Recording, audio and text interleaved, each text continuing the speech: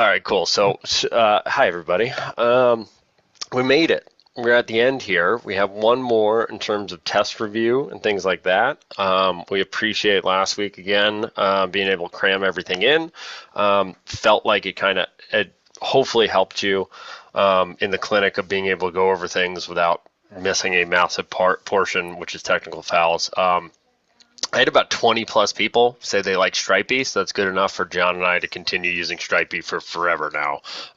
There was my personal highlight. This sounds so silly, but the one person commented that he was sipping tea. And I was like, yeah, he's contemplating thoughts out the window, right? Group discussion. And then somebody also, when he had the waffle, somebody in the back of the room said, is that a waffle? So the pure teacher in all of us, where that you're paying attention to the little things is obviously making you pay attention to the larger things. We feel that Stripey accomplished the job of changing every slide. So so he's here to stay. Yes, fantastic. And we are probably going to have t-shirts at some point with him, but we'll get there. So again, recap. Go ahead, Al. I'm sorry, Rob, if I can ask one question. Of course you can. Was yesterday, or do you have that recorded by chance in case? Because I'd be getting calls of people that missed it would like to see if we had some kind of recording. We didn't. We gave the clinics out. I think to your point, and again, we can talk offline on this, is we try to find a way to record it off a cell phone. I think we can do that, or kind of do some kind of YouTube recording is a probably easier phase we can go to moving forward, to your point. Okay, but everything we used yesterday, it's in in the Google Drive. Google Drive, right? Yep. That's all. That's what I want. Nope. Thank you. Super good. Yep. Super good question. Same thing. If you have anything on the clinic, let us know. We'll kind of move forward now. Just let us know at any point, or if you want to write us a quick note or text or things like that. If you feel there was anything super, super good that you want to see continued, or if you felt anything you want changed or didn't like, we're unbelievably, and we mean this, open to feedback. The 4 years that John and I, along with Dick, Fred, and Al have been doing it, we continually try to evolve and take your feedback seriously and then actually try to implement it. Even if we don't necessarily agree with it wholeheartedly, if it's something we hear, we try to change it up.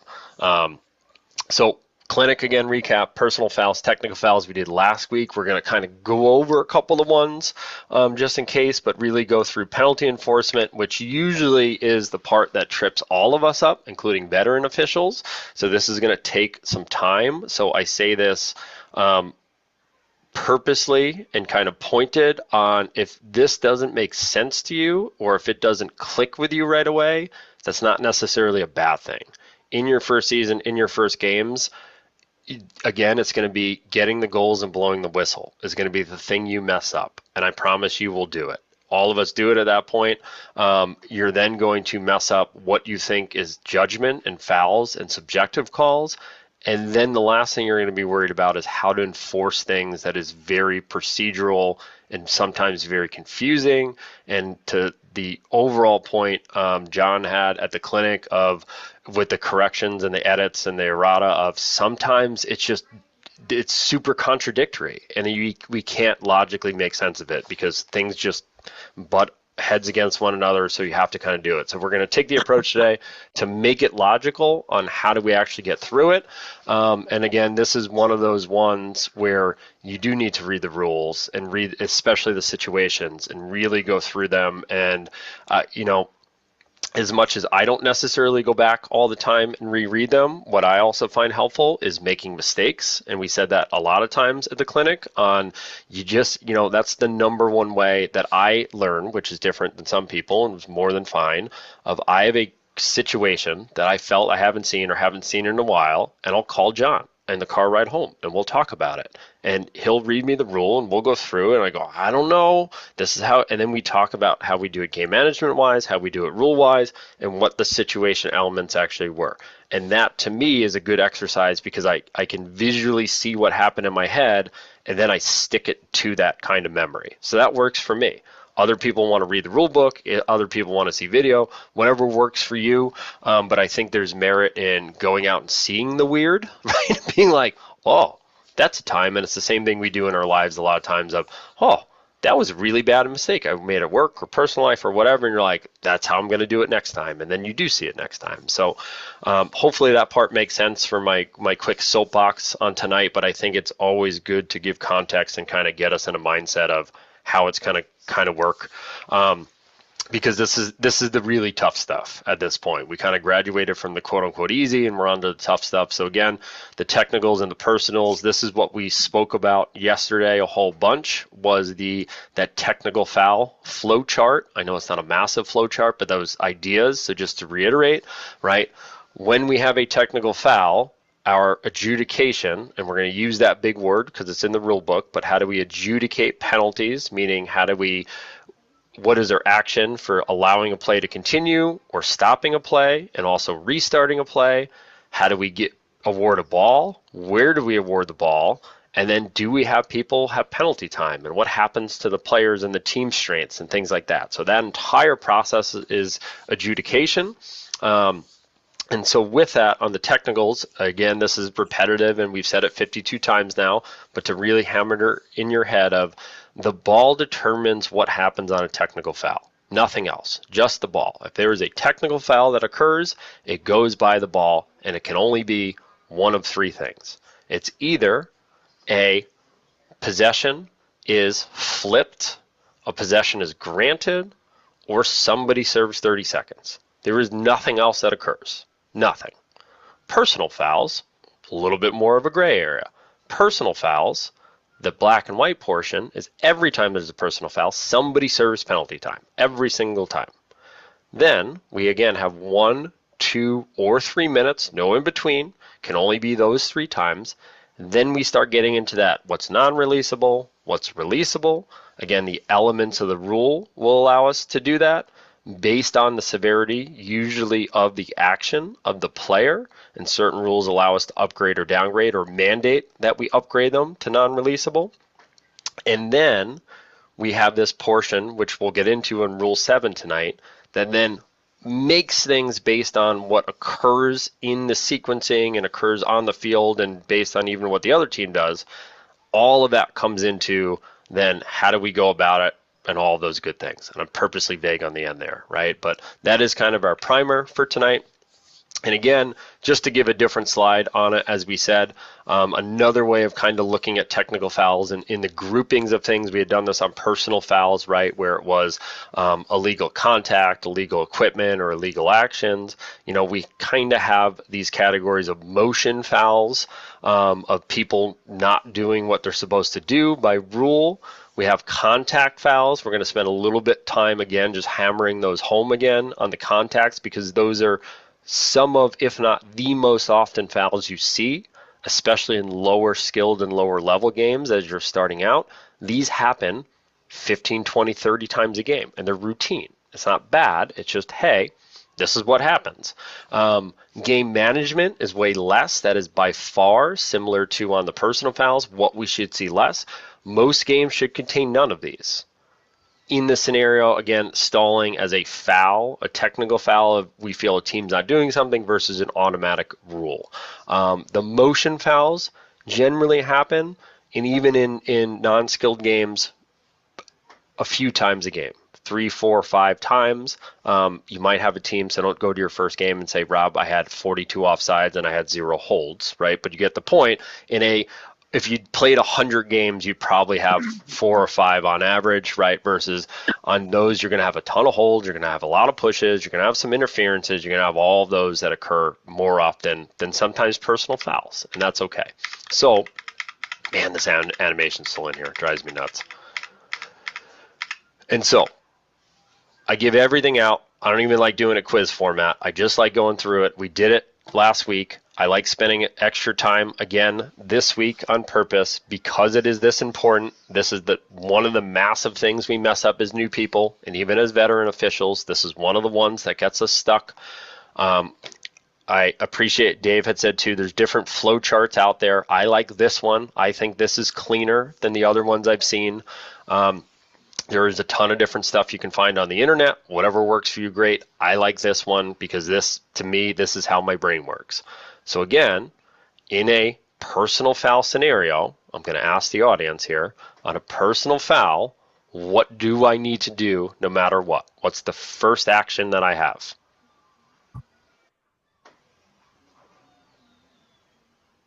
Whistle. You throw the flag, no? Flag. Throw a flag. Throw a flag, right?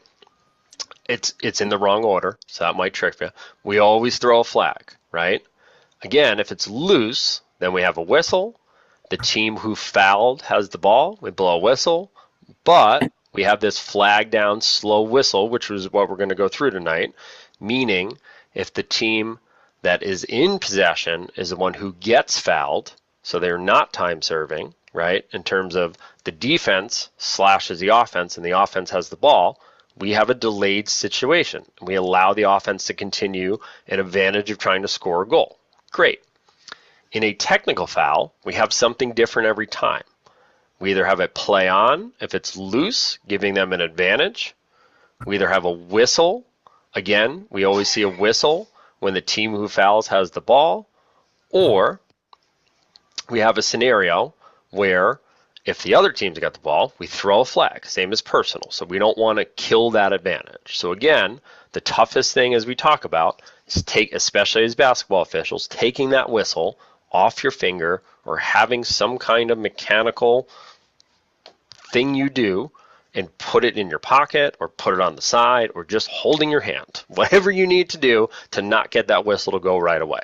It's always better to blow a whistle slower. You saw my error. My error was big. Coach was on the field, not happy about it. But it's better to blow that whistle later and fix it than it is to blow it too fast and the ball goes in the net. And then you have to tell them, whoops, coach, I made a mistake. It's way easier to say, I was watching your player. There was a lot of stuff going on. And again, as we reviewed yesterday, it's 10 seconds in eternity. That's not a long time, right? To be able to see what's going on. And again, it wasn't just 10 seconds of waiting. It's 10 seconds of foul, see it, recognize it, throw a flag, make sure the kids are right, establish where the ball is, realize you made a mistake, admit to the mistake, try to cover the mistake up, realize that's not a good idea, then blow your whistle, right? And that's a lot of things you can do in 10 seconds, right? So it makes sense of where we get there. So again, that's our foul tree. Again, we have this unique scenario. We went over it yesterday, but this unique scenario play on. Our signal is pretty straightforward. We have an arm straight up in the air. We want to be big and high on this. We don't want a small play on like here. We want to be big so everybody sees it and an arm. And we want to yell the words play on. I personally like, because again, it gives your brain a cadence and a something familiar to remember and do, almost like muscle memory, even though it's your voice, I guess muscle, so I won't go too far in the weeds there. But it gives you that cadence of muscle memory of if there's a foul, I take my whistle, because I know I have 1 second to blow my whistle. This is the time I put it up, and I go, play on, tweet, tweet, tweet, tweet, tweet. And I purposely drag the on. And it sounds, when I do it, and a lot of other people have a similar method, of why is that guy saying it's so long, but in my head, in my cadence, in my muscle memory, that allows me to realize that once I'm done saying the word on and they haven't picked up the ball, kill the play. We saw the one video yesterday, play on, count to 46, a whole bunch of other things happened, and then we blow a whistle, right?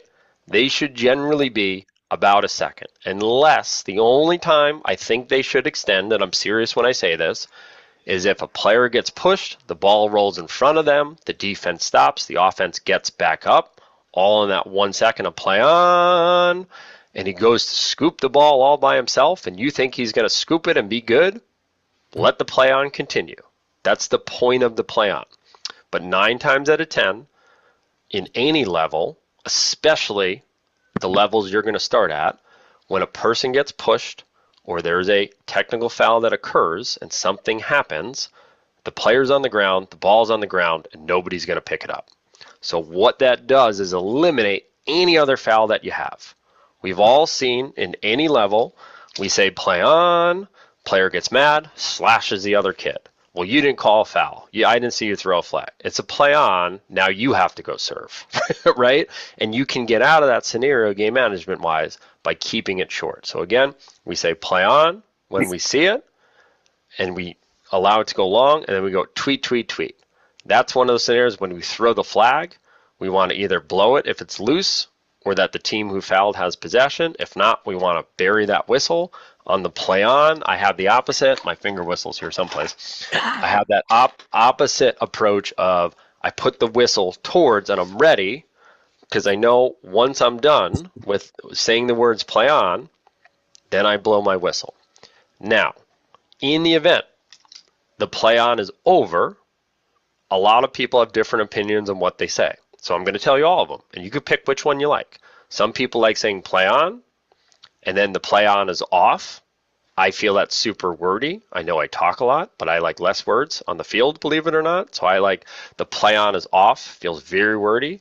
Some people say play off. Sounds kind of weird. It also kind of doesn't really is a normal thing we say. Some people say off. I point as, and you saw what I did yesterday. I point very dramatically and I yell white or I yell black or blue in the team color. So I point in the direction we're going, play on, blue ball. Either one is fine. And so I like that. That's more of a college thing as well. We like just calling the color of the team that's awarded the ball. We then have a reset on that. That's a different story. But again, I like that method. John, go ahead. You tell us yours. Just use the last method, the method that Rob described. Don't use the other stuff. It's going to get you into trouble. Just keep it. We have it on video that you were agreeing with me. This is a sort of. It won't happen again. This is great. I think the color's the easiest. It's cleanest. And again, somebody laughed at that. Thank you.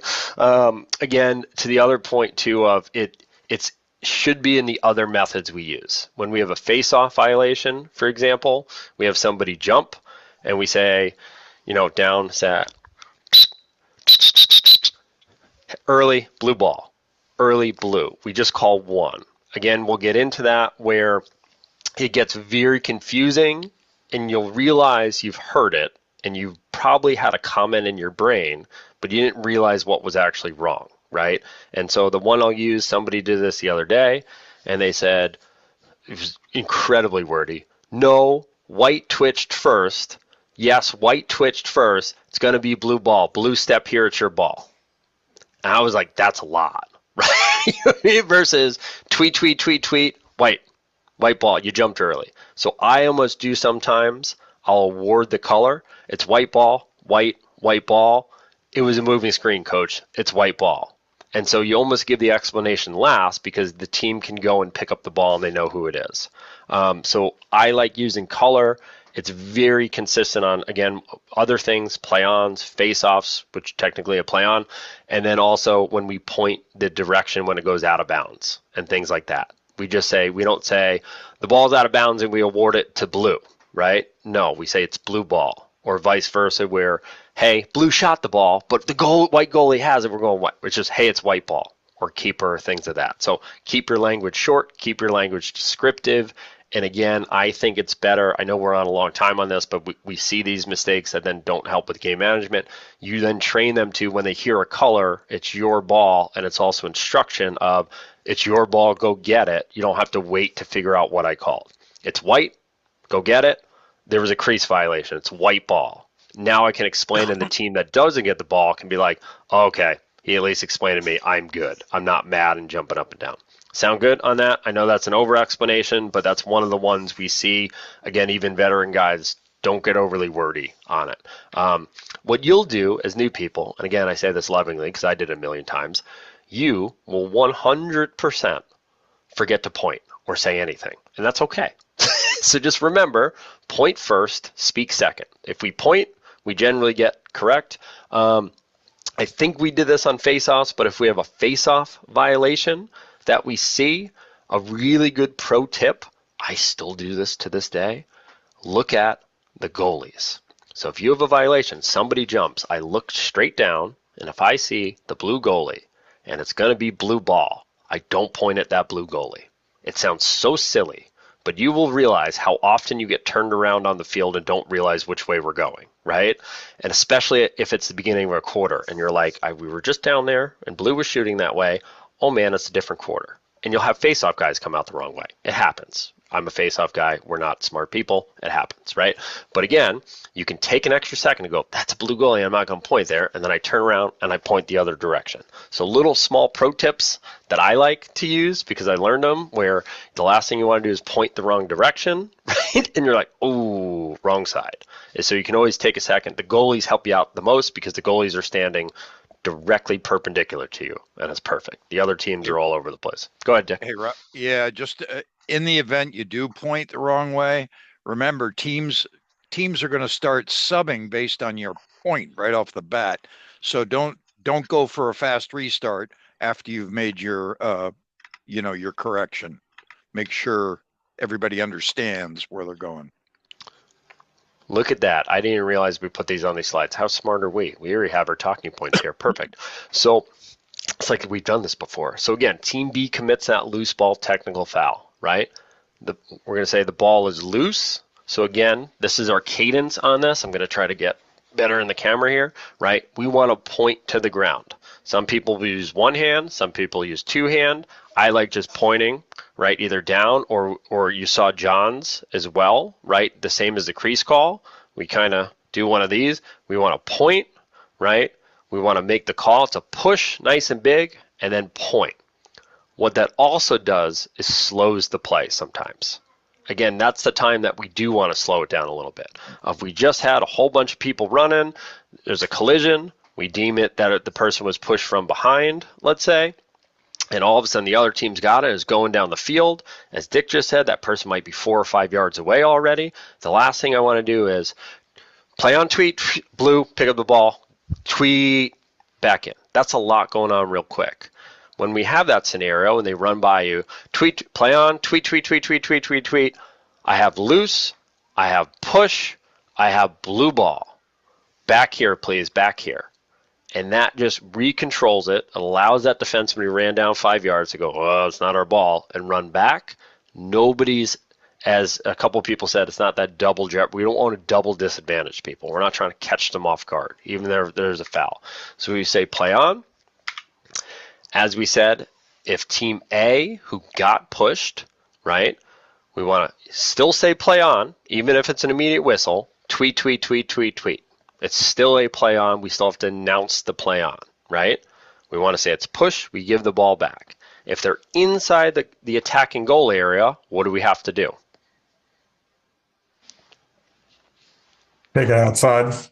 We got to come outside, right? So again, in that cadence, if you're writing notes, right, always think we yell play on, we yell the foul, we yell the color, we tell them where to go. Those 4 will always help you. Even if it's a super obvious call, it's super obvious. Kids playing without the stick, whatever it is, everybody knows it. Play on, tweet, tweet, tweet, tweet. It's loose, playing without, we're going that way, ball here. See you later if you got to run down the field. That's fine. But if you keep that cadence, it does help you do all those things. Again, And a play on is only during a loose ball situation. Is that correct? yes. Okay. Yep. So loose ball. If not, it's an immediate whistle. So I always kind of categorize the ones you see. So loose balls, you're going to see pushes, interference, holds always occur in loose ball. Playing without usually happens sometimes. There's fairly not too many of the other ones. I don't want to get on the weeds. Obviously, anything else can happen, but those are the most normal scenarios you see. Go ahead. ahead. I was just going to bring up an exception to that. Go ahead and finish, and then I'll. Always an exception. And then the other ones you're going to see when the offensive team has the ball and the offense commits are going to be your picks, your interference are the most common that you're going to see, right? Moving screens, and you're going to see interferences. You might see holds. You might see, a push on the picker, things like that. And then again, if the defense commits and the offense has the ball, we throw our flag. And to that same point, this is I don't like that. Use the color. Go ahead, John. You brought up a good point. You said this play on only with loose ball technical. Almost always. There's one exception where there's a play on when the offensive team has the ball. Do you know what that is? You of course, because you went over it. I'm gonna give you a hint. He went over it yesterday. Goalie interference. Yep. While the ball's in the crease. Yep. While the goalie has possession, or what's the other one? Goalie has possession and there's an interference with the goalie, or the goalkeeper has possession and Out of the crease. Crease violation. yes, and an offensive player steps in the crease while he has it. And those are play-ons. Remember, a goalkeeper situation has its own set of rules with it. But yes, in general, if it's not the goalkeeper with possession in the crease, your play-ons are going to be for loose ball technicals. Yep, good. We got through that together. I'm here to help everybody. All right, an idea of loose ball interference here. Oh, so the catch wasn't completed. I think gets knocked down. Yep, ball squirts out here. Right. This is a great example. So now we have play on, and we see the ball going to green. Green picks it up. Green. That's all I got to say, right? Nice and easy here. So one more. Play on. I might stop. Picks it up. Green. I'll give the second scenario. If white is right next to green, I'm blowing it right away. Because it's just going to be a scrum. Green's going to get the ball no matter what. Green's going to take it out of the box. What I don't want happening is green goes to scoop it, misses it. This kid also misses the check, hits him in the helmet, and now I got a cluster, right? All because I could have just killed it, gave him back to green. The disadvantage was from this player. There's no reason to put either of these players in a scenario where we have a second disadvantage occurring. Bring it back to where it's your ball again, right? I always think of play-ons and technical fouls. It literally goes back to schoolyard rules. We just redo it, right? If there is a foul, we give you the ball back and we go again. That's it, right? If we can't give you the ball back, then we time serve. But if you have that mindset of let's just give them the ball back and we can kill it and move it to that, a lot of other stuff doesn't happen. John, you got something? Or Dick? Yeah, I just wanted to make a quick comment. You notice in this case that the green team's the attacking team, and so when there's a play on and the attacking team's going to be awarded the ball or it's going to pick it up and they're way down at that offensive end of the field, you may let the play on go a little bit longer, right? Because you want to make sure they get the advantage. You don't want to kill the play when the guy's about to scoop it and shoot and score a goal.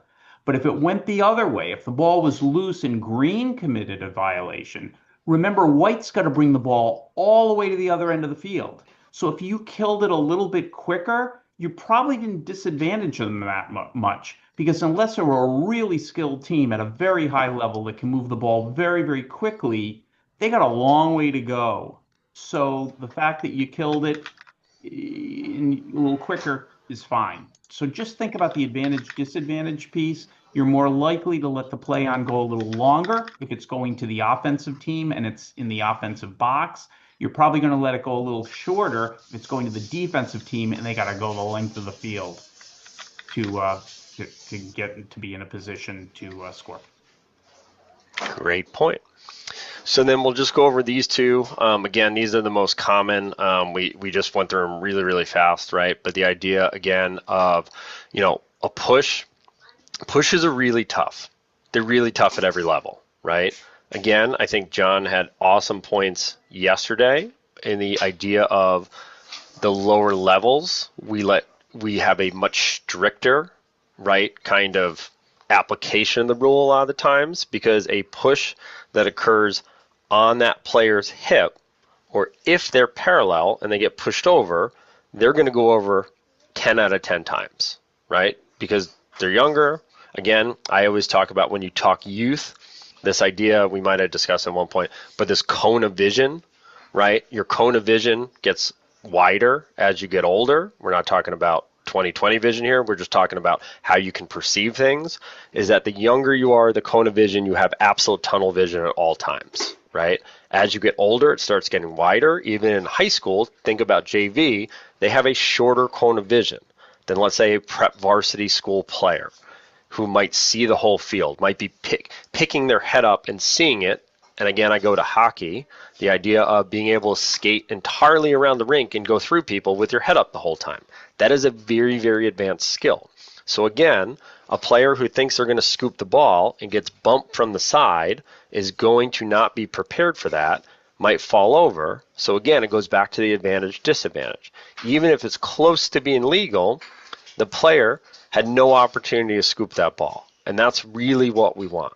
At the high school level, we infer that those players have to be generally aware that other people might touch them, right? That there's contact. So again, we might have a much different application at a very high level of, hey, you broke down to scoop the ball and you got hit somewhere exactly on that seam. It is very tough to tell where on that seam, and you got knocked off the ball. We might be okay. And one coach might argue it's a push. The other coach might argue no. But we have to infer exactly where they hit him and what's the advantage or disadvantage. If that player is prepared to scoop and box out and gets hit right somewhere on the side, coach, there's no real disadvantage. He knew he was getting hit there. And if he just simply got overpowered, that's not really the idea of the rule. It's really when we go and knock that player over and we take the advantage of them either moving towards the goal or catching a ball or to scoop a ball or to maintain possession of a ball, and they're taking that away in a manner that they can't defend themselves, which is from behind in all sports. That's when we have the issue. Makes sense on pushing? Same thing from the front. A lot of times you'll see us, I say us as college people, we don't have a good mechanism for when players get hit decently violently from the front when they're scooping. In high school, we have the defenseless player rule. In college, it's kind of tough because if there's a decent amount of head contact, we might go from a normal, I'm not talking a super violent cross check to the head, right? I'm talking about player comes in, player scooping, and he tries to push them off the ball with normal amount of strength, and because that player is kind of bent over, falls down, we have a tough time of saying, well, coach, he hit him directly in the head, which is not legal, but there's no protections while he's scooping, so it's kind of the player's fault. But by rule, I have to give him 2 minutes direct head contact locked in. That's a little rough, right? And it kind of doesn't match the level when we're at a very high level. So you will see sometimes when the player goes to scoop and gets pushed a little bit more than regular power, you might see officials call the push, even from the front. And I'm not saying we immediately go that, but I'm just giving that context of when you watch TV games, you will see a lot of times in that scoop scrum scenario, a push get called, even though, again, by rule, you're going to say it was from the front. But that player's kind of head is down, they're a little bit exposed, we don't have that mechanism of defenseless. Make sense on that one too? I know it's a nuance, but I always feel like it's important to go over because you see that usually at any kind of higher level, including high school. And again, we're not saying we're not trying to keep the player safe, but is a normal control call in a first quarter, where if we see somebody goes into that scrum a little bit more violent than we want, we can call a play on, we can call a push, we can award the ball. Hey, coaches, that's the line we're drawing. We're not going to come into that scrum and blow up that scrum. Now, again, if they blow it up, we're at a personal foul level if we deem it that it's unnecessary. Sound good on those?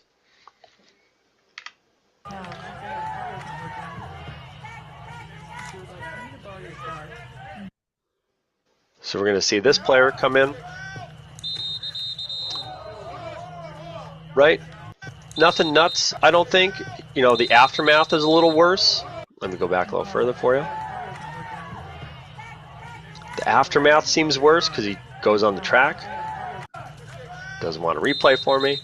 But again, this idea of subtle, small pushes that knock a player over a ball. Those are some of the best calls we make, where the player goes to stop and set their feet, if I can get it for you, and set their feet over the ball. And as they go to scoop, this player is kind of a little discombobulated, but let's just picture the ball or this player's at the sideline at this point, if the ball's on the ground, they go to stop themselves in order to scoop it, and that player pushes them right over the ball, we indeed have a push because that player now gained an advantage. Now he can scoop the ball because he moved that player out. But remember, that player is not eligible for contact in the back. So sometimes it doesn't need to be violent. The player doesn't need to move down. Just simply moving them over the ball from behind creates that push. That video was a little choppy on me. Again, the interference, as we said, if it's legitimately a moving screen, we'll see that. Sometimes you'll see them mixed up, and that's not the end of the world. A lot of times the interference is when your team, again, has the ball, and there's been possession, and that player is still engaged, or we try to move into the riding player. We see that called more often on the defense in an interference, and we see moving screens or illegal screens, which again is our L, is called on the offense. Normally how we call it. Doesn't have to be those. We could see the other ones. And then again, anything off ball more than 5 yards, we can see. If the player is being held a little bit, we usually call it interference. They knock their stick out of the hands in the scrum in the middle. We see that. The other more common one we see, and I just totally drew blanks on what I was going to say. Face guards. Face guards, we can go with interference. If we see, again, just like in other sports, if they decide to lock off or face guard or shadow, and there's a million names for it, but they decide to play right next to that defender, what we'll yell, and again by rule, they can't touch him outside of 5 yards. So I just say, don't touch him. You can stand right next to him. He can smell your breath. I don't care about any of that. You can stare right into his eyes and make it awkward. You just can't touch him, right? If he runs by and catches him a little bit, great. But if he starts holding him or interference from that player moving, then we have a foul on the play. Questions on interference? Yeah. So I thought you could touch, but literally the word means interfere. Like I have to allow that player free movement. So if I touch them on the arm, they can still move free. That's not a penalty. Correct. There's a discretion to that point. My argument would be in a face guard scenario, am I allowed to take my helmet and place it on your helmet while you're standing there, right? And so to that point, I don't disagree with you, right? I'm not trying to get in the weeds and tell you every time there's a face guard and you see somebody, a pinky nail, touch a pinky nail, throw up, not that, right? But there is at least mechanisms because you see that often on face guards, especially higher level, the person will put their mask right on the other kid's mask, right? And he goes, I'm going to be here all night. I'm going to be on you like, white on rice on glue and blah, blah, blah, and every bad line we've ever used, right? And so then they'll say, well, I'm not interfering. I'm not prohibiting free movement if they can get all those words out, right? And so you can kind of draw an easy line of saying, the rule says don't touch them outside of 5 yards. So just don't touch them. And my game management, I will always yell that too, because as that player, if they are touching, so think of the defensive players touching the offensive player is going to get pissed pretty quickly at some point because they're getting touched, right? And so you make it in a game management, to your point, you're taking the rule, kind of over applying it, I agree with you, but you make it a game management on if the two of them, who are sometimes off to the side and we're not necessarily watching them the whole time, you just bark at them to not touch each other, they usually listen, and then it prevents all the dumb stuff that occurs. Does that kind of make sense on that too? That's why I like explaining it that way, and it makes way more sense too. I agree. Don't throw a flag immediately, right? Right? If that kid catches jersey, but there has to be some mechanism, and especially, yes, if the kid headbutts him, but if he's in his face, it's the same thing on the wings, right? As we see, that idea of that player who's really, we want to talk to them, we want to preventive officiate, but if we have something like that where he really is pushing the guy and he's running, we can still have interference and things of that nature. Great question. Let's come in the middle. These don't like me. Let me try one more time. See if this resets for me. So we're going to see it in the middle here. I think he knocks a stick out of his hands, if I remember correctly. Yep. Good flag. Simply knocks the stick out of his hands as he's running. Again, talk to the people inside. Interference is a pretty high threshold. Everybody's holding, everybody's pushing, right? So we don't necessarily want to jump to, oh man, I saw it once, want to go for it. Talk to them, set your bar, try to be proactive in it. Casey, what you got? Yeah, can you have obviously you can have moving picks offensively, and just speaking to your face guard example and speaking from experience, I've had attackmen step on my foot and then push me away. Is that Yeah, absolutely. offensive interference off the ball? Yeah, 100%, right? Like, and again, it's judgment, right? We always say, some of these examples, tough to know exactly what occurred, right? But to your point, yeah, where you have that, is that free movement? Is it interference? Are they doing it intentionally? It's tough. A lot of times, I think this kind of always gets back to that question with new people, and you have to figure out the level, right? Like if a kid, I'm going to change your example on purpose, right? If a 14U player stomps on the other kid's foot and then runs away, might have an unnecessary roughness or unsportsmanlike, right? Like you might be trying to hurt the kid. I mean, like stomps and then calls him a name, like, how's your foot feel, and runs away. Yeah, that's an easy one, right? On the other side, again, if it's top level prep and the kid's claiming, right, he got slew-footed and you just saw he ran by him really quickly and their feet got tangled, we need to have different levels and context in our head. And as I always say, again, I think I've explained this before, it gets pretty good reception, I would say, and not just because I came up with it, but because, again, you're honest and providing context to people. It's when the attackman comes to you and says, sir, I'm really getting slashed. He's really not getting me. Why are you not calling it? And if you say, hey, we have a threshold, I understand it doesn't make you feel better, and it's not going to make anything not hurt, but we're giving your defenseman that same threshold, I promise you. And if you give him that, go ahead, Al. And you should wear arm pads. Yes, don't start with the arm pads and the rib pad. Yeah, don't get in that conversation. But you get the point of they're receptive. Now, would I ever say that to a youth player? No, right? Throw the flag on those. But when you get to higher level high school, and if you get to upper levels, you can have conversations with people of, yeah, I don't think every time they throw a stick check, it's going to be perfect, but we have to have context, and we have to figure out, is it close enough or is it not? And to the point, yes, if he hits you in a spot that I think is not good, I'm going to throw a flag for you.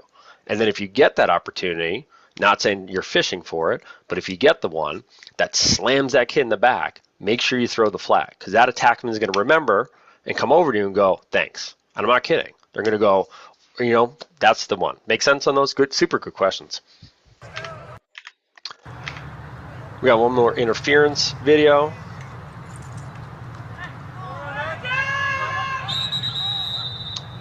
Why did we blow a whistle in that scenario? I'm going to play it one more time, and I'll stop it and get your answers. Why did we blow a whistle? Did he go into the crease? We had the offensive player in the crease, right? So it's a technical foul by the offense in a flag down scenario. So that's going to kill it. We're going to get into goodies, right? And so the defense commits an interference. If you want to go push, we're not going to observe you and tell you you're wrong, but we want to try to get the correct one. That's interference of free movement outside of 5 yards, probably not a push. But if we want to push, not the end of the world either. We just want to make sure we get a technical foul on that play, and we also get the play killed because we have that offensive player in the crease while the offense has possession. Intentional pause here. Again, we talk about advantages and disadvantages. This is one of our old themes, our keys theme. Don't forget your keys at home, because then you can't get home, right? Or don't lock them in your car either. Good pro tip for any official, not locking your keys in the car. Or my classic favorite is the guys who do leave their keys at the table, have a very rough ending of the game, run to their car, and what's still on the table? All their dignity. That is the correct answer. All of it, sitting at the table. Don't bring things to the table. Just don't do it. Advantage, disadvantage, right, is really what we go over here, and then your whales versus minnows. Again, depending on level, can we allow things to go, right, as versus calling everything? in the spirit of moving the game further and keeping things safe and understanding where that bar is. Questions on anything so far? All right, we'll move to, again, flag down, slow whistle. So you're going to see this acronym, FDSW. Again, is the idea when we have a foul, technical or personal, against the defending team when the offensive team has the ball. And it doesn't have to be attack versus defense. You get my point. When the team in possession, we're going to call them offensive, has possession, and the team who doesn't have the ball, which is defensive, regardless where they are on the field, commits a foul, we throw a flag. It is important you don't throw it like a football flag. We don't take it and throw it to the ground. We don't take it and throw it at people. We also don't throw it overhand. There's one scenario we do if we're really in the trail. The best thing to do is throw it forward. You can pick it up and kind of move it back to the midline so you don't need to get it. But what we want to do is there's two methods. You're seeing this trend here. Every official does a little different. There's either the pocket method where people keep it in their pocket and take it and we'll put it down and then up. There's other people who put it in their belt loop. My personal trick is you want to find the two belt loops that are like, I don't know, that's 10 and 2, if that makes sense. And you put them on the inside of 10 and 2 underneath your belt. So you put it in your pant and then you put the ball underneath the belt inside the 10 and 2 loops. I know that sounds weirdly specific, but I promise it will help you at some point because they don't bobble out, they don't fall out, they don't. The worst thing is when you're sprinting up the field and they're just smashing you right in your leg and they look terrible and you're doing this the whole time. It looks bad. So put them in those spots. When you pull them out, we want to pull down and then throw up. Berner made me write that down, so I have it right here on my notepad. We go down and then we go up. We throw it underhand. You will throw ones behind you. You will catch them. It happens. We want to throw it up as high as we can. Again, the Gordon videos are on there as well. He does a great job. He was standing in a field at one point throwing flags and somebody was videotaping him. Awesome videos. We yell flag down nice and loud. The key is we want to remember the number. It gets really tough to remember that. It does, especially if they're wearing pennies at any point, stuff like that. Do your best to try to remember the number. Say it over and over in your head if you can. In the event, it's something like offsides. Try to get a number. Try to get the person who is last. The other good rule of thumb on offsides, you take the person closest to the bench if all else fails.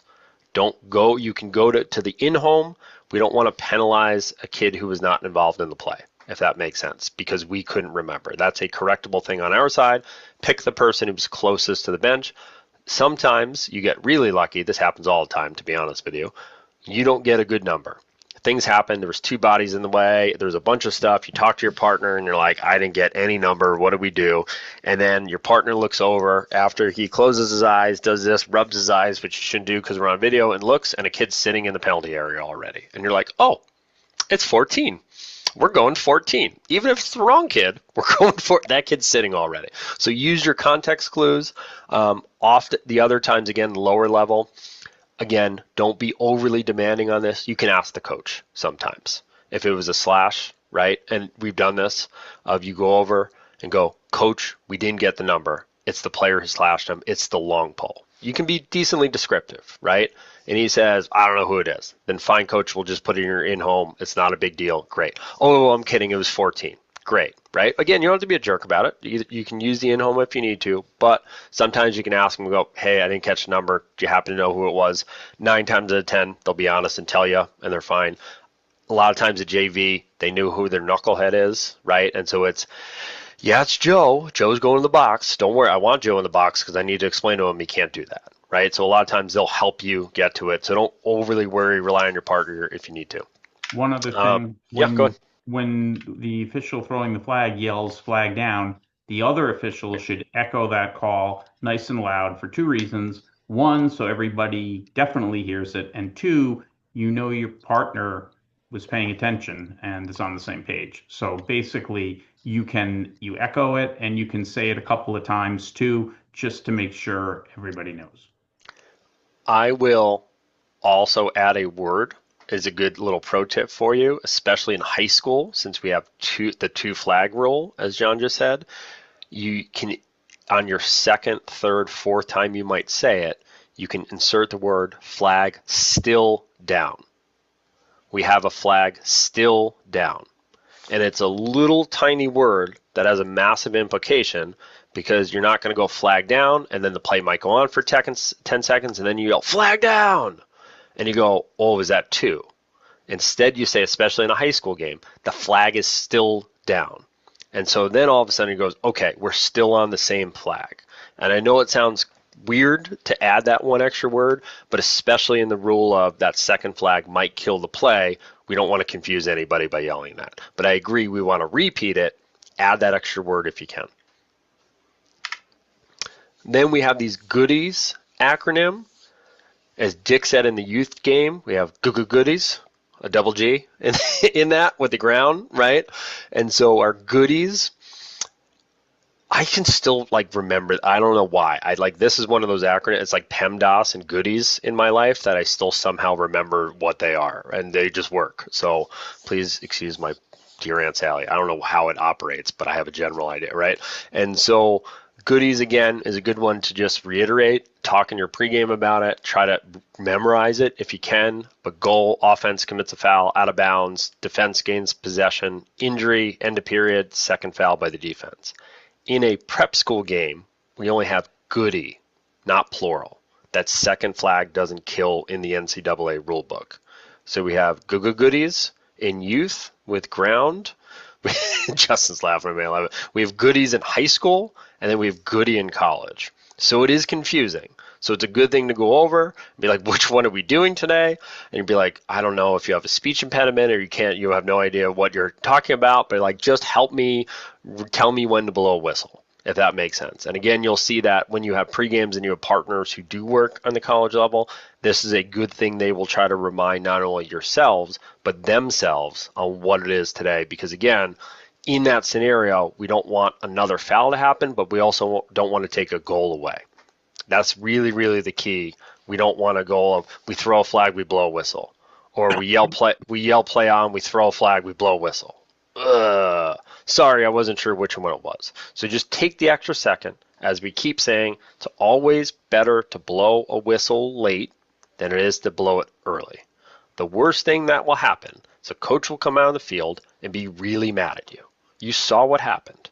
We got together, we turned around, coach went back, he was mad at me for 3 minutes, and then it was the next thing that he think I messed up, and he forgets about it. And I'm serious. The game keeps going, and everybody forgets that happened, and we're good. Questions on goodies? Hey, Rob, are you going to? Yep. I assume you're going to stress the key word in the S is the foul. It's not a flag. It's a second foul. Correct. Okay. Good job. I like that. Good input. That's why we keep everybody around. I figured you're coming to it. So. Nope, you're all good. I appreciate it. So the same thing. Flag down, just another one. Again, in a scenario in the second flag, so you see flag down plus a flag, to his point, we're going to allow a scoring opportunity. Again, we're going to use the girls and women's game. Think of that critical scoring area. Think of that arc is where we want it to. If it goes behind cage, if it goes out to the alleys, we generally want to kill it, unless it starts in the alley and it starts behind. We're going to give them a half second, a full second to start making their move to cage. And again, you don't have to be overly quick on it, but we throw that second flag. Make sure it's a true second flag, right? If there's one slash in the middle and both partners throw it, try to look at each other on it, right? You might make a small symbol or whatever. I usually immediately say, if I know you threw the same thing I threw, because we both saw one play and it's clear and obvious, I say, same. We have same, right? And so we continue on it. If we don't think it and they're not moving towards cage, kill the play. Make sense on that? Don't overly think this. When you have the second flag, have your antennas up, blow a whistle when the ball's not going to cage. Cool. There are a set of conditions that define Yes. scoring opportunity and end it. And there's actually a one-page handout that you'll find in the in-season folder, and I think I put it also in the new officials folder. And it refers to situation 782, situation C, 782, situation C. So it's kind of buried in the rule book, like an approved ruling, but it really should be standing out sort of on its own because it's that important, and that's why we created the handout. So as we said, just to review, I know we did this last time, but we have our C not or C note, right? Explanation is optional on that. You have C nots in college where we add an S in there, not necessarily an explanation, and then all these acronyms get wonky real quick. But again, figure out what your cadence is. I use mine. It's the same thing. So even if I've come and not officiated in a while, or I'm having a bad day and my brain's not into it, I start every penalty the same way, every single time, because then it gets my muscle memory going. I say, we have a time-serving foul on blue. Number 3. It was a slash. It was 1 minute. It's going to be white ball at the X. And your brain just gets into it, right? And so try to really, really try to use this exact method, not it's a time serve foul, but the C not method. It's not the end of the world if you come up and say, we have a slash on blue, it's 1 minute. Not the end of the world. But remember, timekeepers, coaches hear it in the same method. So it becomes very easy. Think if you're a timekeeper, even a high schooler doing the book, if I say I have a time-serving foul, that means you need to write something down and pay attention to me. It's on blue. Okay, I can flip to the blue side of the page. Okay, it's number 3. Number 3. It was a slash. Okay, I got to have a whole bunch of time to write that. Okay, you said a minute. I can check the 1 minute. So even in them, it's the same way they write it down every time. It's not, I have a slash. Oh, goodness. Okay, is it blue, white? We just get into their habit of that's how they record it. That's how every person put it. That's how the person puts it on the scoreboard. Even in the scoreboard, I got to do home or away penalty. Okay, it was on blue. I'm going to hit the home button. I'm going to enter the player. I'm going to enter the time. I don't really care about the explanation, right? So just think it's in the same method that everybody else who's part of the official table uses it. EJ, what you got? I was just going to say before you get to that, make eye contact with the scorer, and so that you know they're getting it, and that you can watch and see as they're writing stuff down, and have a rapport with the scorer. So then you don't, you let them know before the game. If you don't understand something, if it's not clear, just ask right then and there. Don't let it go on. So have a working relationship with the table. And great second point to John's good point. Great point. Don't leave if they look confused. Don't leave. Just stand there, right? I'll do a head nod. Like, when somebody's confused, right? They're like, be like, hey, it's blue. It's a slash. It's 1 minute. It's number 3. And then they give you a head nod, and then you get out of there, right? Right? So take that, because they're important too, right? Because they need to get up on the board. We're not going to get the game going until they have it. Go ahead, EJ. I think I'm oversimplifying it. Maybe you can help me. So on technical fouls, you're calling the color of who's getting possession of the ball. On personal fouls, you're calling the color of the team that committed the foul. On penalty reports, we do it this way. Okay. So if we have a time-serving technical, we do it the same way. I have a time-serving foul on blue. It is number 3. Oh, sorry, I don't do hands. Okay. I have a time-serving foul on blue. It's a push. It's a 30-second foul, and then we do a TSAT sign. And then if it's just in the field of play, we always just say the color of the team who gets the ball, regardless of what it is. Does that make sense? So if it's an end line shot, it's an out of bounds. If it's a technical foul, whatever, we're restarting, we always say, hey, it's your ball. Makes sense? That was a really good question. Yeah, on penalty reports, we do in this fashion. Yep, very good. Hey, Rob. Yeah. Can you go back to the second flag slide? The point I was trying to make is that plus sign could be a flag, or it could be a loose ball push or a loose ball foul. That second foul, correct? It's not second flag, it's second foul. I got a flag. If you've got the flag down and the defense commits a second foul, even if the ball's loose, it will be a second flag. Right. Correct. It's correct. Yeah. Yeah. Exactly. But Yes. I mean, I've seen new guys trip on that oh, well, that was just a loose ball push. So there's a weird still a caveat. foul. Yep, Yeah. weird caveat that loose ball fouls while a flag down slow whistle, if you commit any other subsequent loose ball foul or non-loose ball foul, everything is a flag and time serving. And that's not true if both fouls are loose ball pushes. Correct? Correct. But you have to have the flag first. Correct. But if you blow your whistle before you give them an opportunity to push again, you never get in that scenario. Yeah, exactly. And everybody looks at me and they go, huh? And I go, I've never had it. Could you blow your whistle? I agree.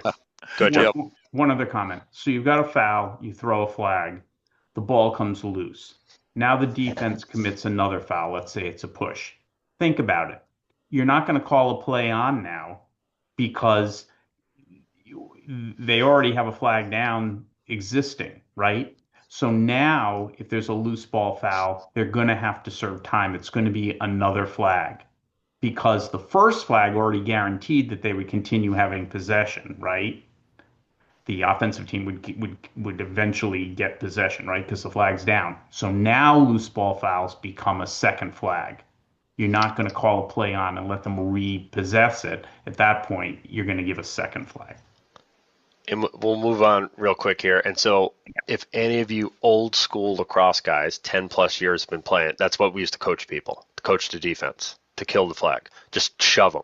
I don't care. The ball's loose, shove them. You're never going to get an actual flag.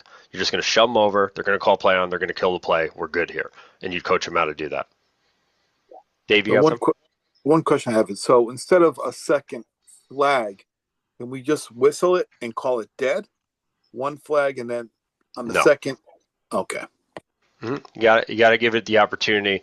And again, that's why I bring that up to that. That's why they changed the rule, because it was a really good coaching technique. Or I'd have them just hold them. I'd say just hug the kid. Literally drop your stick and hold the kid.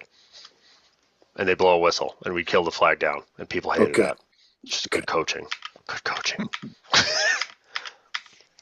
So the report, we'll show you real quick. Again, you want to tell your partner first, even if you're the one going to report the penalty. Tell them what it is. Hey, I got a slash from 1 minute. It's on blue. What that's also doing is telling the field. It's 2 for 1, right? Hey, Dick, I have blue for slash. Good? Good. Goodbye. Then you go over to the tables. Then you might go to coaches. Coaches are always second. Tell them, I got to report it first. I'm going to report it first, then I'll talk to you if they really want it. Then that third one, before we restart, we want to tell the goalies or anybody else, be prepared in your life. Every person on the planet will ask you the same question on that field. Sir, when's the penalty out? Sir, is it a minute? Sir, where's the ball? Sir, is there a penalty? They will ask it 80 times. It's okay. Just answer all their questions. Go ahead, John. Easiest thing to do is just tell the goalie, the restart's going to be right here with me. Number 5's got the ball. You're down for one man for 1 minute. Here we go. So you give everybody all the information one time. And the perceived level of education they have usually means they ask the question more times, is what my humble research has showed me. The youth kids won't ask you. The college kids, even at the very good schools, will ask you every time, all the time. So again, tell your partner, again, we want the trail in any scenario reporting the penalty. So the trail is next to the table. If we flip this, I don't know if I have a slide. If this is the lead and this is the trail, the far side, come across the field, get to the wing line and report the penalty in between the wing line and the end line. Sideline. Do not be standing on the sideline. Come off the sideline, get to the middle of the field. We talked about it yesterday. Don't give the penalty on the pylons. Get to the midline. Get a foot, but you don't have to be perfect. Get a foot on the midline if you can. It's a really good habit. As we said, complacency habit. Just straddle the midline every time. We do have a reverse. Perfect. So trail comes over. As we said, I love this. This has been in here for forever. As the lead, get the ball ready. Put the ball where do you want it to go. Tell the goalie. Even if you're not sure, you have scenarios sometimes. Less common in 2-man because there's only 2 of you. You want to tell each other. But sometimes if you have that scenario, if you're working a 3-man, I'll just go into this very quickly. you're not part of the discussion. Two officials are discussing what you're eventually going to do. You're getting the field ready. You're doing all of that. They'll ask you, sir, what's the penalty? I will just defer to my partners. Hey, I'm going to tell you before we start the play. I don't know what they're deciding. Don't tell them, it should be a push, and then it turns into a 2 minute. Oh, there should be a 2 minute, turns into a push, right? Hey, they're deciding. They're going to tell the table. We will tell you before it starts. The ball's going to be over here, though. So you can still give them restart location. You don't have to overly explain. Again, that importance of in a 2-man, tell your partner what it is. If you need to talk, get together. It almost looks like Millie from WCLA. A little bit. All right, so we're gonna do white is gonna be, your cameras might be reversed, and we're not gonna yell at you, but we're gonna do 2 fun activities. I think they're fun. They're kind of fun. It's the best we can do on Zoom. We're gonna get involved a little bit. I know some of you are on camera, or not on camera. That's cool. So if you want to pretend in your brain, you can do that too. If you're on camera and want to do it, I'll do a few too. Cool. If you want to say it out loud, if you are driving or not able to talk, totally fine. All good. But we're going to go through all these. So we're going to say white is to the left, blue is to the right. Do we do?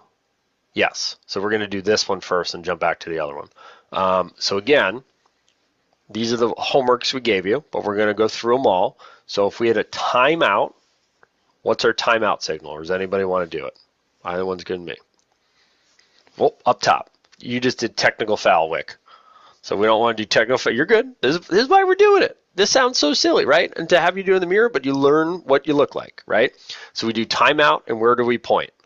Remember, white's to your left. So we want to point to the left bench. I might be opposite. My camera might be flipped. But we want to do timeout, and we want to point to the white bench who's to the left. Nice and big. Again, especially if it's in a scenario, the ball becomes loose after we've granted the timeout, so they have it. Again, it takes a second. Coach calls a timeout. We hear it. We process it. We confirm. We see they have the ball. We blow it. Then the ball becomes loose. We want to be extra big. Tweet, tweet, tweet, tweet, tweet, tweet, tweet, tweet. We had a timeout white when he had it. Nice and big. It goes a long way. We don't want to just have, it's a timeout. He didn't have the ball. Well, I don't know. Not good. Goal scored. This should be an easy one. Goal scored. Field goal. Straight up. We want to try to put our feet on the edge of the crease, or at least our heels on the goal line, and point up the field. Think about a field goal. We point up the field, look towards the faceoff X. Don't make it towards the goal. Don't come in and kind of do this. My cadence, if this helps you, my cadence is you run up towards the goal. I will usually catch the ball first if the goalie throws it to you or hands it to you. I get it first, I have it in my hand, and then I give a goal signal. Nice and big. You can wait. Some people like doing the goal signal first, then retrieving the ball. I will do that if I know the goalie is under no obligation to get the ball for us. Remember that. It is a very nice thing that they do. Don't ever tell a goalie to go get the ball for you. It's your job to dig in the net and grab it. Also, the goalie on the calls, I don't want to do it. If the goalie's pissed, don't bring him over and get him the ball. The other bonus pro tip is, this sounds so silly, but at the first time you get caught in the net, remember me, because I already told you to do this. Move the mesh, then stick your butt in to get the ball.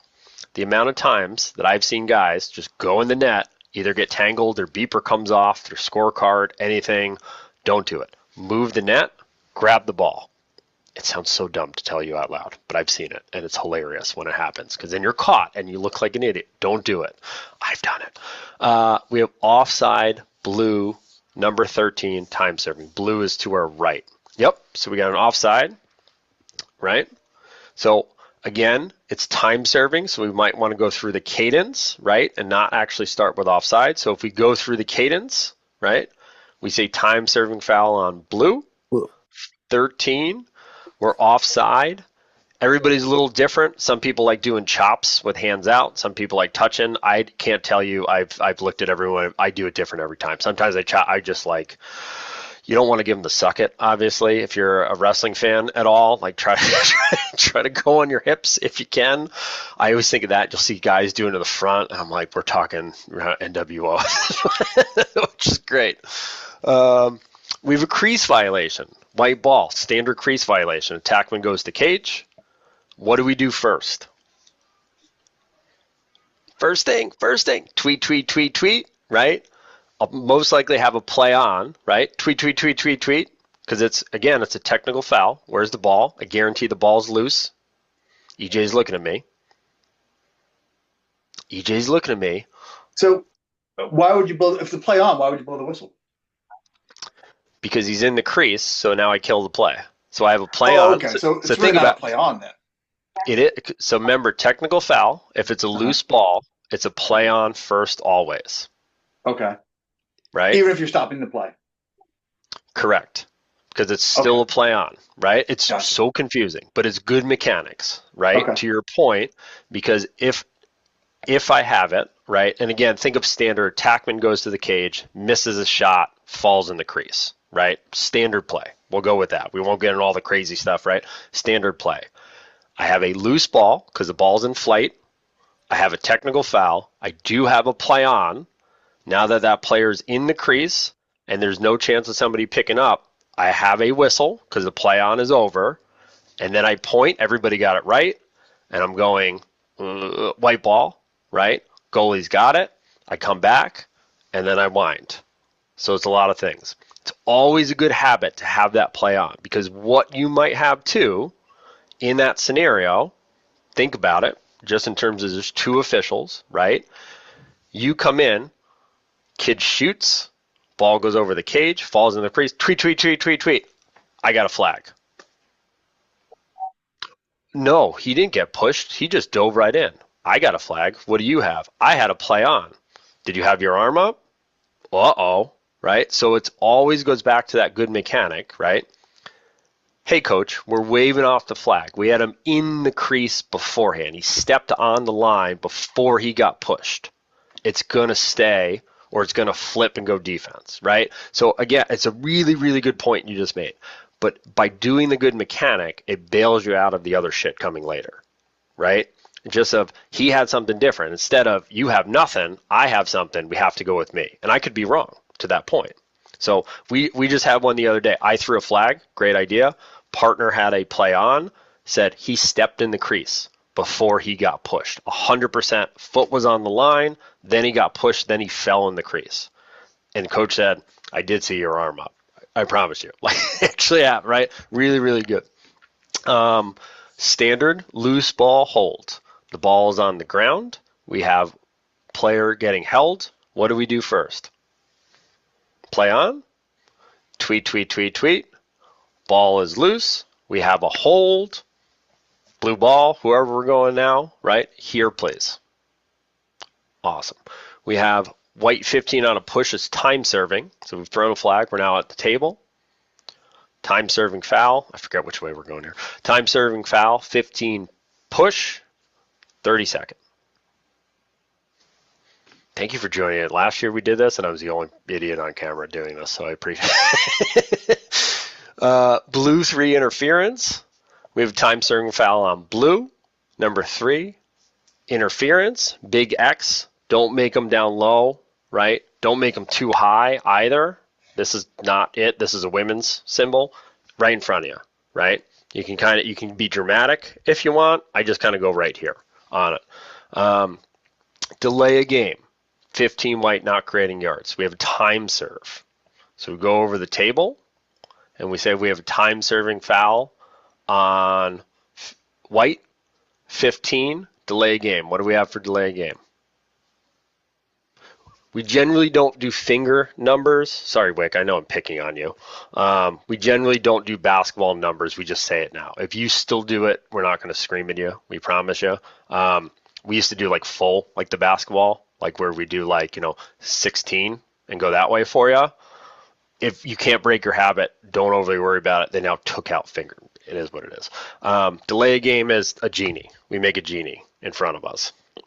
So it's delay a game.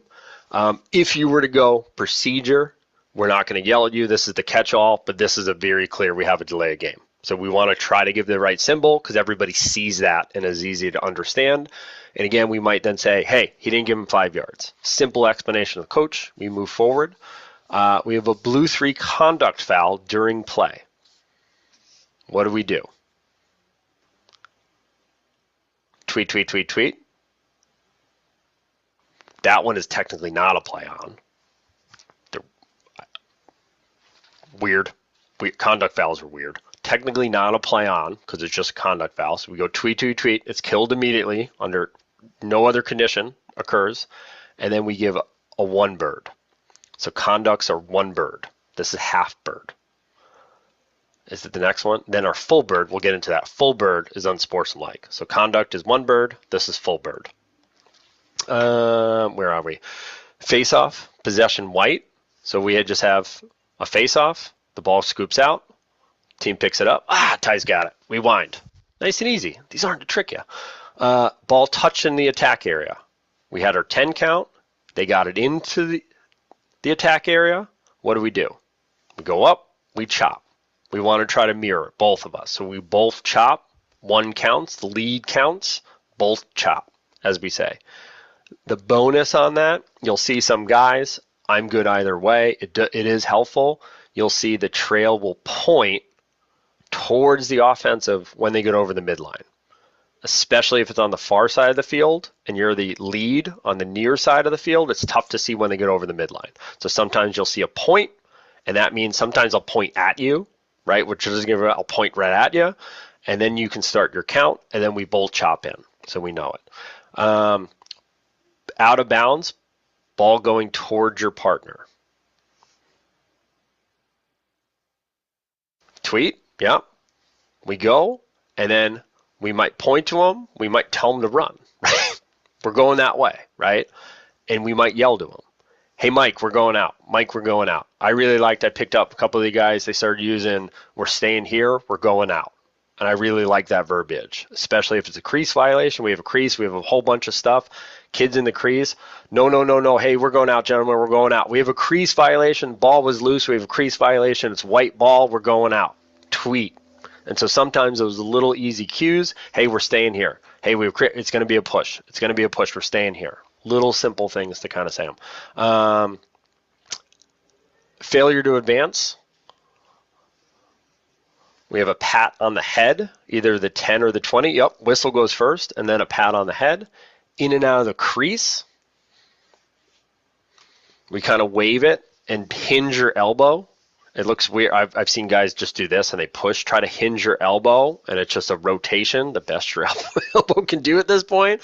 But you kind of go, the other one, we actually had one the other day, the goalie ran back in, and the same thing. I'll kind of, if it's, again, a big call, you can accentuate it. You can kind of go, he was here, then he was here. And so your pivot is on your body, but it's wider, if that makes sense. So instead of kind of going like this and seeing that, I'll do this on kind of the youth kid of like when I'm tired. But if it's big, I'll kind of come back and go forward and kind of be like a swimming motion.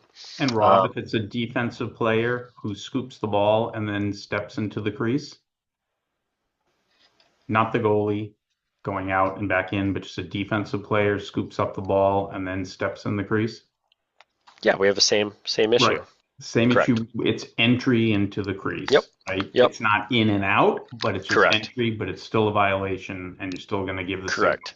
signal. And then the ball goes outside. So that becomes a good restart mechanic, right? Of, hey, we have in and out. It's white, outside. Outside, nice and big on it. Play on. Play on is off. Don't you say it even if you're muted. Blue, white, whatever it is. Inadvertent whistle. We had a flag down. Dave blew a whistle because he felt like it, and he doesn't care. That's it. We blow a whistle, right? We blow another whistle. Hey, my time. Awesome Wick, right? My time. Go over and explain it, right? Go to the table. The trail, go to the table, even if you're way off the field, go to the table, right? The best you can. You can stay at midfield, face-off X. We have an inadvertent whistle. The ball's staying this way, right? We have a time-serving foul. Go over and do the time-serving foul, regardless of the scenario. right? So we can go and explain it. Again, 20 seconds for subs. We do a full stop sign. This is one of the times we do a full stop sign. Go over, explain it, get their subs. Sometimes it's very benign, right? Sometimes you blow it early. Tweet, tweet, tweet. My fault. Inadvertent whistle, right? My time, my time. Coach needs subs. Coach needs subs. No, we're good. Mike, go ahead. Blow us in, right? That's all it is. What are we on now? Goalie interference. What's your interference? Right? We do an interference on that. Now, again, this can be tricky because if it's simple interference, I think you were out of the room and you're upstairs. A simple interference, meaning the ball was loose and they touched the goalie inside the crease, or if the goalie's in possession, we allow that exit of the crease or that clearing pass, right? If the goalie's in a clearing motion of any kind, regardless if we feel the ball is going to the side, if they interfere with that, we give it a free clear. So tweet, tweet, tweet, interference, free clear, nice and big, all the way up the field. What's our next one? Deflection or tipped. Yep. Nice and big, right? I like doing, I make a noise. I don't know if you can hear it or not. I like doing a little bit of a clap, not like a golf clap that is not a golf clap, if that makes sense, right? Like kind of hit your fingertips to make it sound a little bit. Obviously, if you're far side, nobody hears it, but if you're bench side, it kind of gets their attention of, hey, I have a tip on it.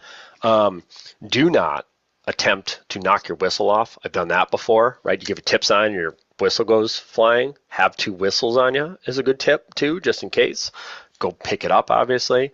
We did a game. It was one of my first TV games, and John had all these awesome notes. And then I said, John, I actually gave a tip symbol, and I knocked my finger whistle about 10 yards down the field. And then sure enough, he's like, I missed it. And sure enough, I went back, and you saw my dumb ass running down the field and picking up my whistle because I couldn't kill the play.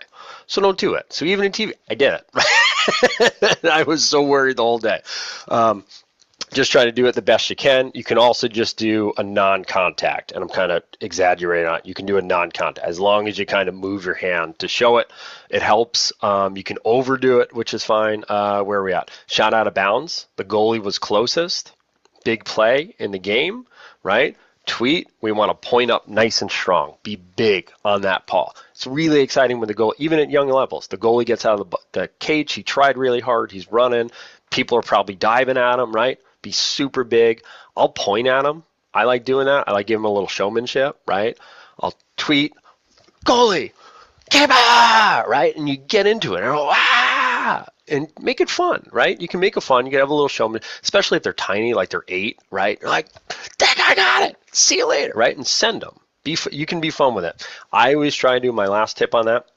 I'll turn, if it's goalie ball and super contested, I will turn my shoulders upfield and point up the field, just like our goal symbol. So instead of kind of running on the field and then I just kind of point that way, I'll turn and make it nice and big so everybody can see we're going that way. Then the benefit you get, your heels are towards that end line or on the end line, the goalie steps past you, and now you can wind it in, and now I can walk with him instead of pivoting or turning around and things like that. So I like that one.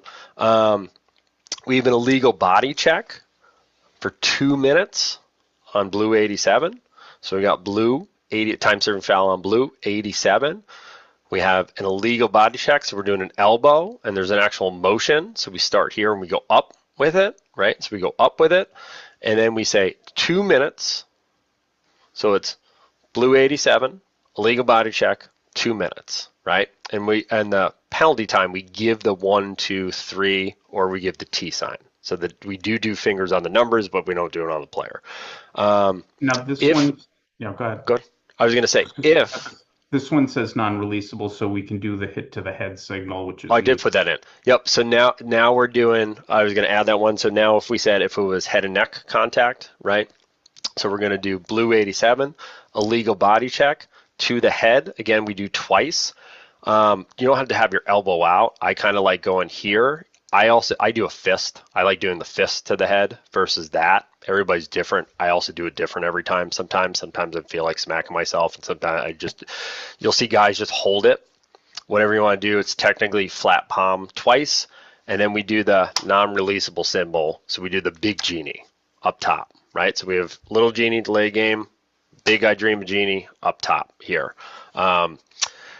Don't say unreleasable. John Burnham will haunt your dreams. And then sometimes on camera, you'll just yell, "It's locked in," and then call him immediately to tell him that you've reported it wrong on purpose. So sometimes I do that. I had a game the other day. I did the simultaneous foul symbol on camera because I knew he was watching. And so I did one of these just to, you got to mess with people in life. I call them Easter eggs. White slash, 1 minute. This is the most routine call you're going to make on a penalty call. We have time serving foul on white, slash, nice and big, right? We don't want down here. We don't want over because it can look like other things like holds, right? We want to kind of have, and if you do arms is fine, make a cross, kind of get it at your elbow, your forearm, whatever you want to do, right? Slash, 1 minute, and then we hold it. Cross check. We're going out, right? Nice and big. You don't want to kind of come in, just nice and big, straight out with it. We have offsides both teams. It's technically simultaneous. Nobody's going to make you do that symbol because nobody done it. But again, the top referee in the country, Pete Buchanan, did it on TV. So now everybody thinks they're cool and everybody's trying to do it, which is fine. So it might be back. But simultaneous is technically this. You don't have to go crazy. You can verbalize a lot of this. Hey, we have an offsides. Both teams, it's white ball. Both teams, white went offside first, or again, if it's unfortunately AP, if you really can't determine, you need to go to AP. The hell do we do that? Oh, trip. So trip, I'm not going to make you stand up. Trip, you want to chop your calf and shin is the area you want to hit. If guys hit, if you can't bend over, and I'm not being mean about this, get your knee, get your hip. That's fine, or get your thigh. That's fine on it.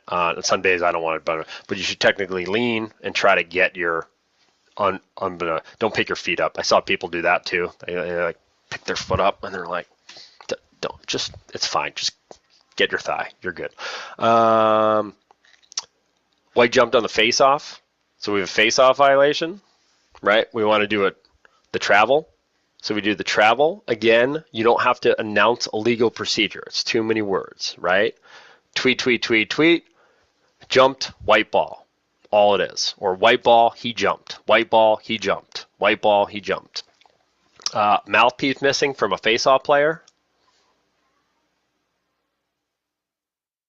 Trick question. We don't call mouth guard fouls. No, none of you laughed at that? Cool. It's illegal equipment, so there's really no good, right, on that. You'll technically have our illegal touch right as the finger. John, is there one? Do we have one? It's not illegal equipment. It's an illegal procedure.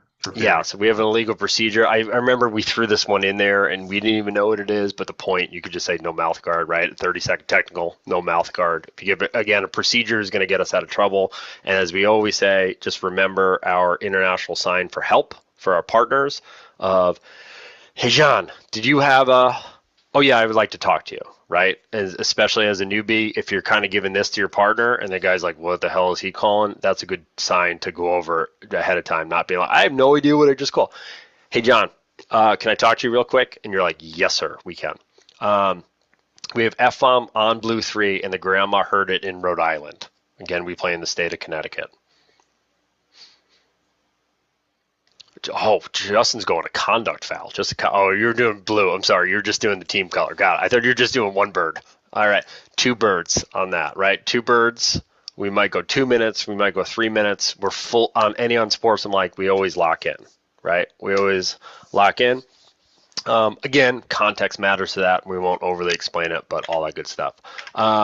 Same thing. These are in the slide decks. If you'd like to go over these, we kind of included all these in the activity sheet, if that makes sense. But if you want to go over more of them, it kind of lists all of the items that you will generally call in a game. We tried to include them all in the activity, if that makes sense. So there's nothing missing from that. But if you want a full list to be able to go through, I know we're at overtime, so I'm going to go quick here. You can use the rule book and go through them.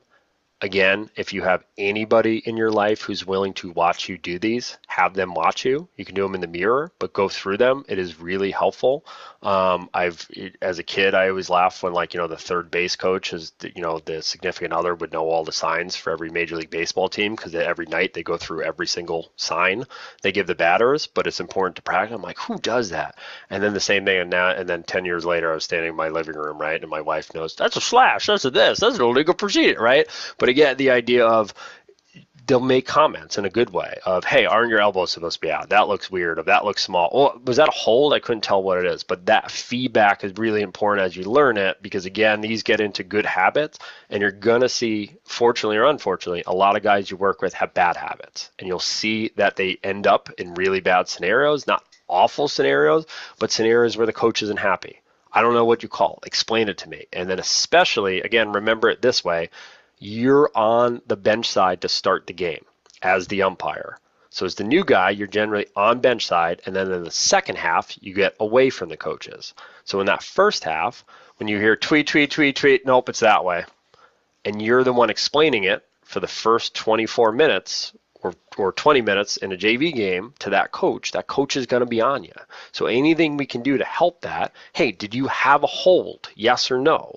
It's okay. It's not up showing your partner, but sometimes they make a call, and I've done it, where I don't give signals. And they're like, Rob, what the hell are you calling? Right?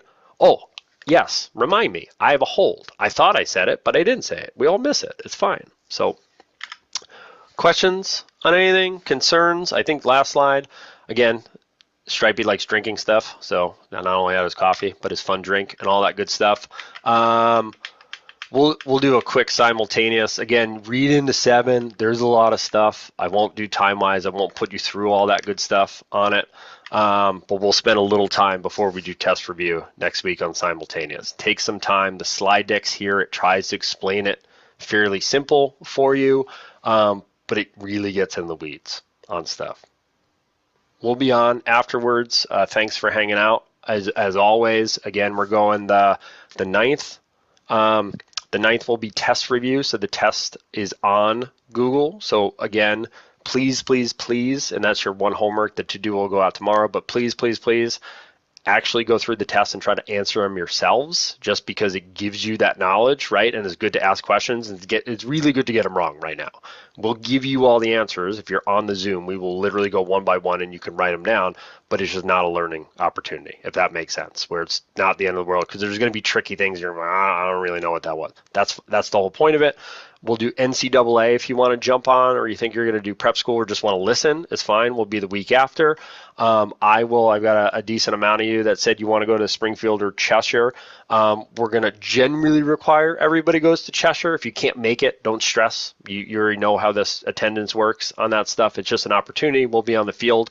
But if the Springfield one is closer or more available or easier for you to get to, by all means, you can go to the Springfield.